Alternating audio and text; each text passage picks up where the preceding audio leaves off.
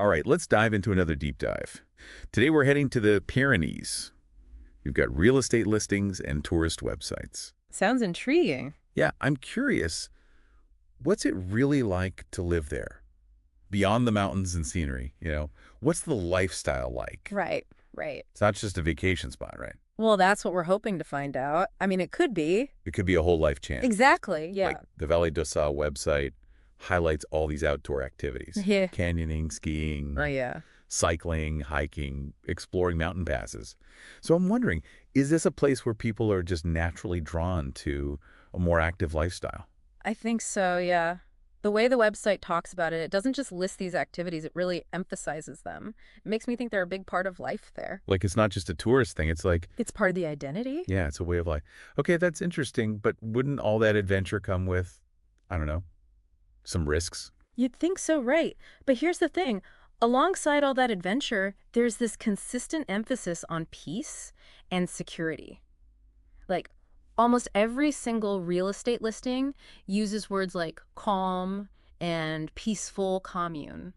Haven of peace. Yes, Exactly. it's striking. It really is. So it's almost like it's not just escaping to the Pyrenees, it's escaping within the Pyrenees. That's a great way to put it. Yeah, Like finding that balance. I like that. Yeah. So what do you think creates that sense of security? Is it just the remoteness or is there something more to it? I think it's probably a combination of things. The natural landscape itself, I mean, being surrounded by mountains, Yeah. probably offers a feeling of protection. And then you have these small, tight-knit communities. And often that fosters a strong sense of security. Oh, definitely. And speaking of, the Vallée d'Ossau website talks about these 18 unique villages, right? And they mention the importance of pastoralism, Yes. which seems to hint at a more, I don't know, maybe a traditional, even self-sufficient way of life. Absolutely. I mean, pastoralism, to put it simply, is all about shepherding, living in harmony with the rhythms of the mountains.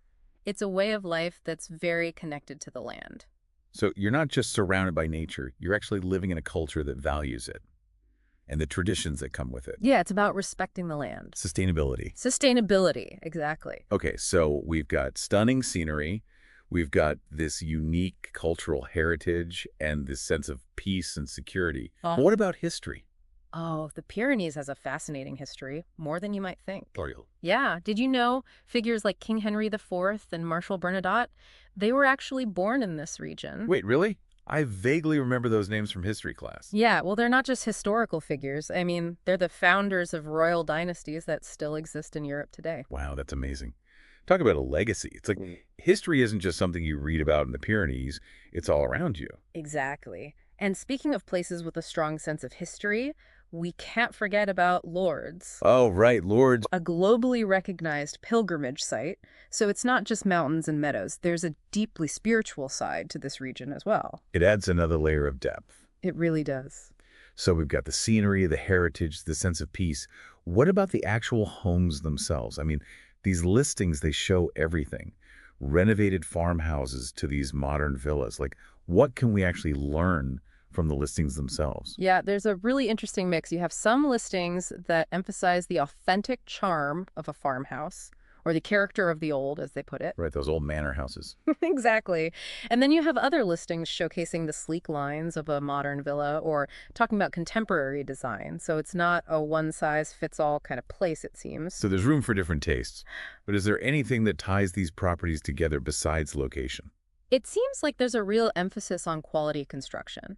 Whether it's a renovated farmhouse or a brand new villa, they highlight features like wood construction, oak floors, slate roof, So yeah. things like that. And double glazing. Yes. Even adhering to the latest energy standards, it's impressive. So even with the modern designs, they're not cutting corners. Not at all. And it goes beyond the basics. Some listings talk about swimming pools, jacuzzis, Oh, wow. saunas, home theaters, solar panels, Solar panels. even independent apartments. It seems like they're catering to a variety of lifestyles. So you can enjoy all the peace and quiet without actually, roughing it. Exactly. Modern comforts in a traditional setting. I love it. And I love how they describe each property like little stories waiting to be continued. There's one that mentions a magnificent house from the 1930s. Oh, yeah. And another highlights a renovated mill in the Ossau Valley with solar panels and water rights. Yeah. It's like they're not just houses, they're part of the landscape. That's a great way to put it. They really are. Yeah. This is making me want to move there, but I'm curious, how easy is it to actually live in these amazing sounding homes? Are you completely cut off? What about accessibility? That's a great question, and it's one that the listings seem to address directly. A lot of them emphasize being close to amenities, services. You'll see phrases like shops and services in the immediate vicinity or public transport, Okay. even school bus service in the village. So you're not sacrificing convenience. It doesn't seem like it. You can have both. Yeah, it's the best of both worlds, potentially. And that seems to be a big selling point because they're appealing to families, to investors, people looking for second homes, Right. vacation properties. So it's not just a niche market. That makes sense because you could have a family looking for a safe and nurturing environment, Right. or retirees Yeah. wanting a peaceful escape. Maybe even somebody who wants to work remotely surrounded by nature. Absolutely.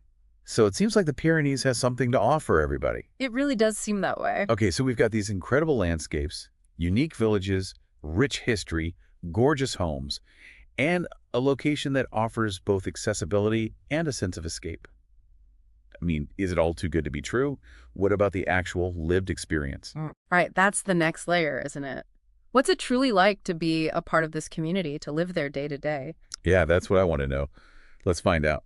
We've covered a lot about the Pyrenees so far, history, landscapes, the kinds of homes you can find there. But what I'm really curious about now is, what's the everyday experience like? What's it like to live in this region? Yeah, that's where things get really interesting. We can get some clues from the language used in the tourist websites and the real estate listings. Right. They're trying to paint a picture of a certain lifestyle, not just a place. Right, like the Vallée d'Ossau website, for instance. Hmm. It really emphasizes that connection with nature. It's not just visiting the mountains, it's about integrating them into your life, into your routine.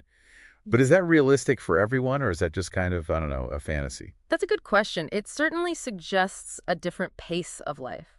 Maybe a bit slower, a bit more deliberate. More in tune with nature. Exactly. Yeah. It's like you're trading that hustle and The bustle. constant go, go, go. Yeah. For a chance to, I don't know, slow down, reconnect with yourself and the world around you, it sounds appealing, especially these days. It does. But wouldn't it also be a huge adjustment for people? Probably for a lot of people, yeah. But that desire for something simpler and more grounded, that's reflected in the real estate listings too. Remember all those mentions of peace, tranquility, escape? It seems to be a big draw for people looking for something different. So it's not just escaping to the Pyrenees, it's escaping within the Pyrenees, finding that sense of peace. Do you think that feeling actually lasts, or is it just a honeymoon phase for newcomers? Well, that's tough to say without living there, but the focus on well-being goes beyond just the physical environment. Remember, the Vallée d'Ossau website mentions thermal cures and spas. There's a cultural aspect to it as well. It's like well-being is built into the culture. Right. You're surrounded by natural beauty, you have these wellness practices, and you're living in a community that prioritizes that kind of balanced lifestyle. But does that also mean giving up some of the conveniences of modern life? Not necessarily. We've talked about the accessibility of amenities and services. Right. And it's worth repeating because it really contributes to the quality of life. You're not necessarily choosing between peace and practicality. You're going to have both? You can have both, potentially. Yeah. So what about the people themselves? What kind of people are drawn to this region? Well, based on what we're seeing, it seems like a pretty diverse mix. Families looking for a safe place to raise kids, retirees looking for peace and quiet, Right. entrepreneurs maybe drawn to the natural beauty. I was just thinking artists, writers, Yeah. musicians, all those creative types who thrive in nature. Absolutely. People who are looking for a deeper connection to nature and a sense of community, which is often lacking in bigger cities. It's like they're finding a place where they can just be themselves, Yeah. surrounded by like-minded people. Yeah. But does that also lead to a certain, I don't know, sameness? Doesn't a true community need some diversity of thought and experience? That's a good point. It's a balance, right? Shared values, but also room for individual expression. We'd need more information to know for sure. That's true. But let's zoom out for a second. We've talked about lifestyle, community, all these things that make the Pyrenees appealing. But we haven't talked about cost of living. Paradise can be expensive, right? Absolutely. And while we don't have specific numbers, the real estate listings give us some hints. We've seen charming village houses, we've seen sprawling estates. Right, so there's a range. There's a range, suggesting a variety of price points. Okay, so there might be something for different budgets. But even those charming village houses, those could be out of reach for a lot of people. What makes you think this region is accessible to more than just the wealthy?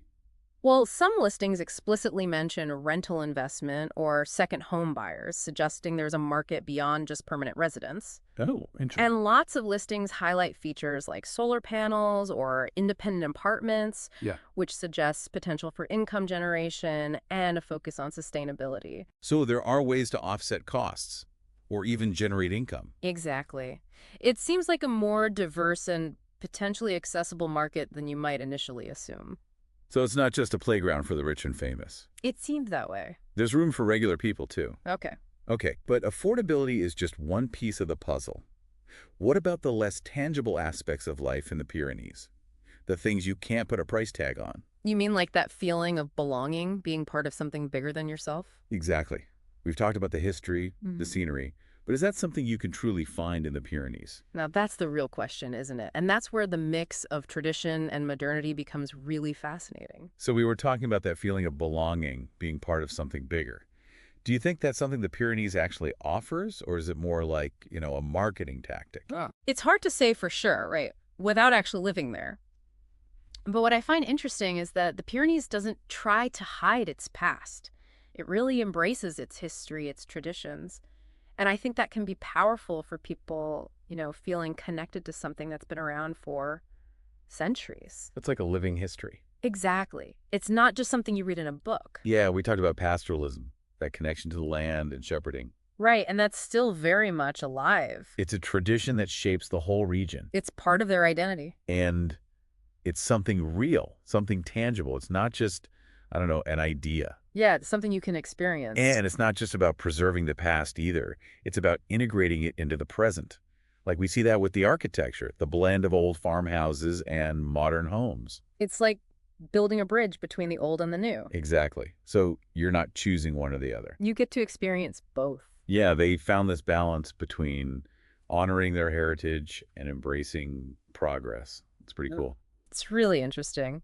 And it seems to attract a diverse mix of people. Remember, we saw listings targeting families, retirees, investors, people looking for second homes. Right. It suggests a community that's open to different perspectives, different ways of life. So it's not just one type of person. It's a mix. There's room for individuality within that shared appreciation for the Yeah. region and its values. Yeah, there's a foundation there, but it's not rigid. Right. It makes it feel more authentic, less like a manufactured image. It does.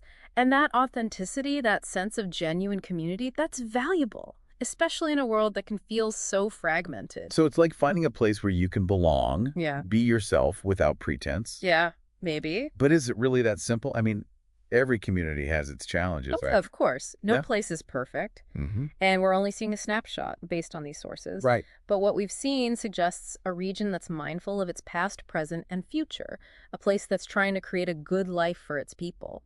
It's like they're saying, come join us. We're building something special here. And that's an invitation worth considering, I think. Definitely. But ultimately, it's up to each person to decide if the Pyrenees are right for them.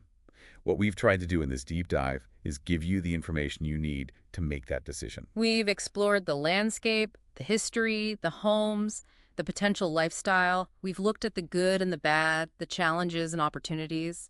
Now it's up to you. So, if you're intrigued by what you've heard, we encourage you to explore further. Check out those tourist websites, browse some real estate listings, maybe even plan a visit. Yeah, go experience it for yourself. See what it feels like. Exactly. Because sometimes the best way to understand a place is to just be there, to immerse yourself in it. Walk the streets, talk to the locals, breathe the air, see if it resonates with you. See if it calls to you. And who knows? You might discover that the Pyrenees, with its tranquility, its adventure, its sense of community, is the place you've been searching for all along. Thanks for joining us on this deep dive into the Pyrenees. Until next time, keep exploring. And remember, the most rewarding journeys often lead to unexpected destinations.